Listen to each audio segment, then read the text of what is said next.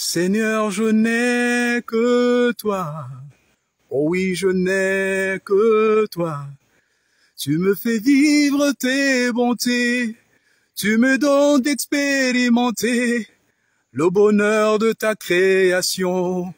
Disposé pour mon bonheur, me voici dans ta création, retrouvant le bien-être du commencement de ton plan.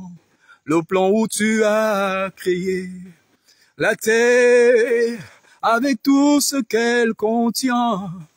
Et tu m'as dit, prends soin, cultive et garde.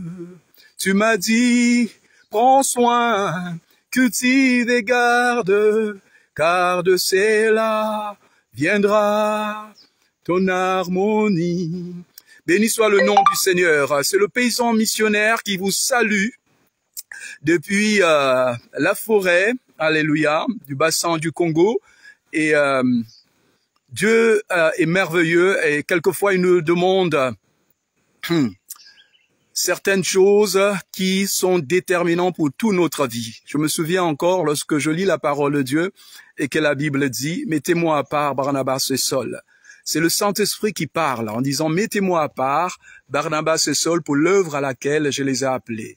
Je me souviens encore que lorsque le Seigneur a exprimé pour le paysan que je suis, qu'il m'a mis à part pour être son pionnier pour une nouvelle vague, un nouveau réveil missionnaire par rapport à l'Afrique et la francophonie sur le plan continental, eh ben, j'ai dû dire à Dieu, ça c'est pas mon projet. Moi j'ai un autre avenir qui est celui de terminer mes études d'architecte, de créer mon entreprise et de te donner mes dîmes de temps en temps, mes dons de temps en temps, mais être consacré totalement à toi, sans rien d'autre faire que ta volonté comme vie et comme travail, eh ben c'est trop me demander, s'il te plaît.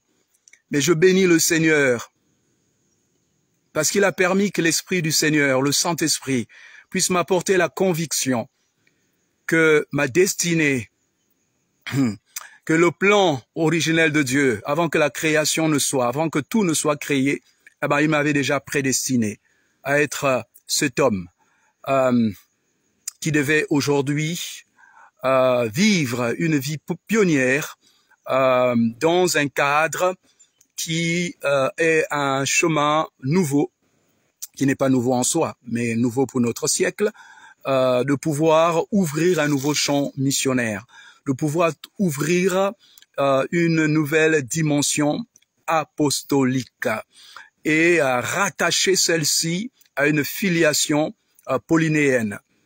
Et donc, je bénis le Seigneur pour cela. Je bénis le Seigneur pour cela. Alors, je suis dans cet environnement qui est en train d'être cultivé, qui est en train d'être gardé en vue de susciter une provision pour le réveil missionnaire francophone. Et je bénis le Seigneur de ce que les fruits commencent à maturer, les fruits commencent à produire, on commence à avoir une production comme vous pouvez le voir autour de moi.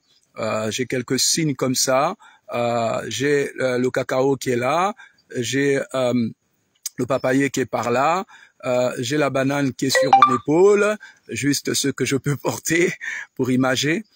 J'aimerais vraiment interpeller une génération, j'aimerais vraiment interpeller une typologie de fils de Dieu et de serviteurs de Dieu aujourd'hui, principalement dans la francophonie.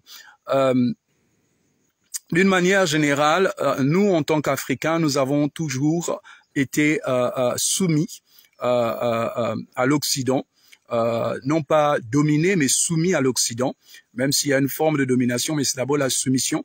Et on nous a inculqué au travers de l'esclavage et au travers de la politique que nous devions ressembler à l'Occident. Nous devions ressembler aux Blancs, en un mot. Et pour nous qui sommes dans la francophonie, nous devons ressembler à la France et aux Français. Et nous nous sommes battus par l'école, par les projets, les initiatives, les idéaux de vie, à être une assimilation aux Blancs et à l'Occident. Et cette réalité, malheureusement, elle n'est pas restée seulement dans le principe social et culturel, mais elle est rentrée même dans le principe de la foi, même dans le vécu de l'Église. Nous avons toujours pour référence ce qui est ailleurs et ce qui vient ailleurs. Par rapport à la doctrine, c'est pareil. Par rapport à la manière de construire nos temples, c'est pareil. Par rapport à la manière de diriger l'Église, c'est toujours soit par rapport à l'Occident, soit par rapport aux États-Unis, soit à l'Afrique du Sud, soit soit par rapport même à la Corée du Sud. On est toujours dans une imitation d'assimilation. Et c'est bien dommage. C'est comme si en fait on n'avait pas une identité propre et qu'on n'avait pas un destin propre. Et ça c'est vraiment dommage. N'avons-nous pas un destin propre? N'avons-nous pas un destin propre? N'avons-nous rien à donner aux autres? D'abord, premièrement, en tant qu'Africains, nous n'avons rien à donner aux autres.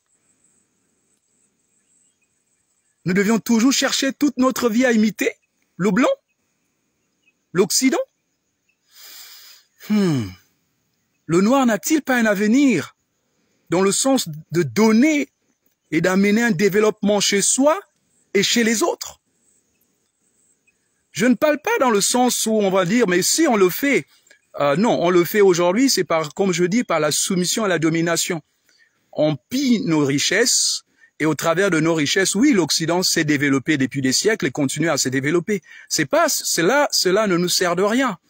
Ce n'est pas à notre bénéfice, mais je parle dans le sens où nous-mêmes, nous retroussons nos manches, où nous-mêmes, nous nous asseyons et nous réfléchissons dans la manière de pouvoir développer nos propres richesses, transformer nos propres richesses, développer nos terres, nos savanes, nos plaines, nos forêts équatoriales, nos fleuves, nos océans, pour justement, non seulement déjà nous-mêmes être développés, mais encore apporter ce développement vers d'autres continents, vers d'autres peuples. Et c'est le même principe aussi sur la réalité de l'Église. Nous avons comme ça pour pères spirituels des pères extérieurs. Et dans cette paternité extérieure, nous voulons là aussi une assimilation. Nous voulons faire l'Église comme l'Église de mon père spirituel en Occident, comme l'Église de mon mentor en Occident, comme l'Église que je suis allé voir en Occident et qui développe un certain développement. J'ai fait l'Occident et la plupart des églises en Occident qui sont développées se développent sous leur culture par rapport à leur culture propre. Il y a leur culture dans la quête interoccidentale, il y a la culture propre qui est là. Et chez nous, on nous fait comprendre en Afrique que non, en fait, on doit s'assimiler à l'Église occidentale, on doit s'assimiler à la doctrine occidentale et on doit même pas tenir compte des réalités culturelles de chez nous, des réalités de mœurs de chez nous, des réalités environnementales de chez nous. C'est quand même incroyable. Je prends un exemple simple. Aujourd'hui, si même dans le sens de bâtir un temple, nous devons normalement bâtir nos temples selon d'abord les matériaux locaux. Mais nous bâtissons tous nos temples déjà en verre, en fer, etc.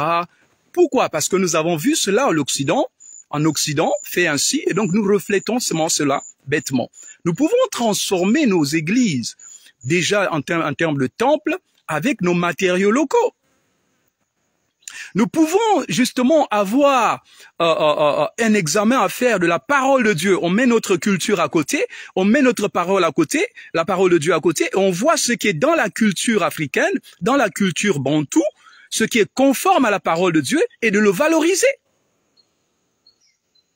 On voit dans nos mœurs et ce qui est dans la Bible, on voit ce qui est dans nos mœurs qui est biblique, et on valorise nos mœurs par rapport à cette partie. Nous ne pouvons pas être complètement déracinés et assimilés aux chrétiens blancs, à la doctrine chrétienne blanche. Oui, c'est vrai. La Bible, en tant que telle, par la colonisation et bien avant, nous a été introduite par les Occidentaux. C'est vrai. Mais nous devons, bien aimés, savoir que Dieu a un destin pour nous. Dieu a un destin pour nous. J'ai fait des années et des années en Occident. Et un jour, Dieu parle à mon père spirituel, qui était d'ailleurs un occidentaux, pour me dire, Dieu te demande de retourner chez toi et de susciter une nouvelle vocation missionnaire. Et au travers de toi, bien sûr, c'est par le Saint-Esprit, c'est pas de ma volonté ou de mes pensées, mais par le Saint-Esprit, bien sûr. Et après une certaine résistance, ben oui, je suis venu. Et cette réalité, elle était celle-là. Le Seigneur me disait, tu as vécu en Occident, tu as vu l'Occident, tu as vécu en Afrique, tu as vu l'Afrique, maintenant tu retournes chez toi et tu fais un bilan. Et je vais te montrer ce qu'il faut prendre de l'Occident, ce qu'il faut pas prendre, et ce qu'il faut prendre de chez toi et ce qu'il ne faut pas prendre, conformément à ma parole. C'est important, bien-aimés dans le Seigneur. Non, nous ne sommes pas venus pour demeurer esclaves et être assimilés toujours à la supériorité, la suprématie occidentale et blanche. C'est pas vrai, même dans l'Église. Ce n'est pas vrai. Alors, je suis heureux de voir que Dieu me prouve chaque jour que nous pouvons tenir compte de nos richesses et mettre nos richesses en valeur par nous-mêmes. Aujourd'hui, je suis en train de mettre en place l'entrepreneuriat missionnaire par le Saint-Esprit qui part des réalités propres ici.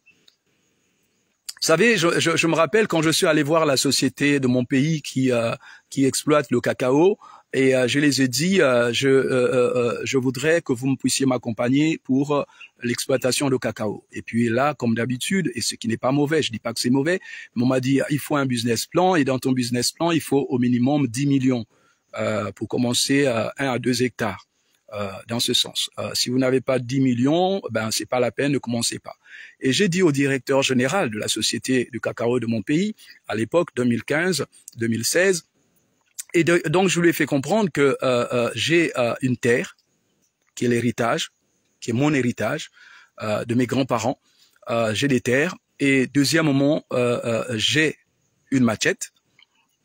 Et donc je peux déjà personnellement aller ouvrir au moins 1 hectare avec ma machette sur mon terrain familial. Et à partir de ce moment-là, ce que j'ai besoin de vous, c'est juste de m'amener des semences. Eh ben, croyez-moi, ils n'ont pas cru. Ils n'ont pas cru. Ils ont dit, monsieur, arrêtez de nous embêter, on vous a déjà dit ce qu'il faut. Eh ben, je suis venu, j'ai pris ma machette, je suis venu sur mon terrain du bassin Congo, héritage de mes parents, et j'ai ouvert 1 hectare. Et j'ai acheté mes cabosses de cacao et tout, etc. et autres. J'ai fait mes pépinières et j'y ai planté.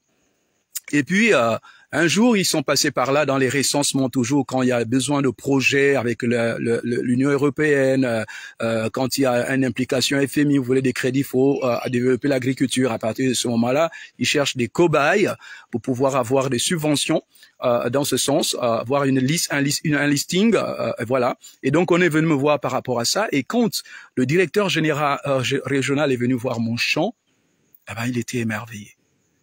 Il était émerveillé. Donc, vous voyez, c'est cette réalité que le Seigneur m'a dit. Tu vas en Afrique et je vais te montrer comment, en partant de rien sur place, tu vas développer. Vous savez, je termine par la parole de Dieu dans Actes des Apôtres chapitre 3, à partir du 1er verset. Nous avons cette belle histoire où Jean et Pierre vont au temple pour la prière le soir. Et puis là, il y a un paralytique de naissance qui dit, donnez-moi à manger, j'ai faim. Donc il fait l'aumône. Et Pierre et Jean diront, nous n'avons ni or ni argent. Mais ce que nous avons, nous allons te le donner. Au nom de Jésus-Christ de Nazareth, lève-toi et marche. La foi. La foi. La foi qui n'est pas une illusion, mais la foi qui amène à un acte, à une action. Et Dieu se met à pourvoir. Dieu se met à pourvoir. Et donc, vraiment, je bénis le Seigneur. C'est vrai que ce que je dis là pourrait choquer certains, mais positivement, le Saint-Esprit se charge de faire le reste. Que Dieu vous bénisse. Bonne journée chez vous. C'était votre frère bien-aimé, le paysan missionnaire. À bientôt.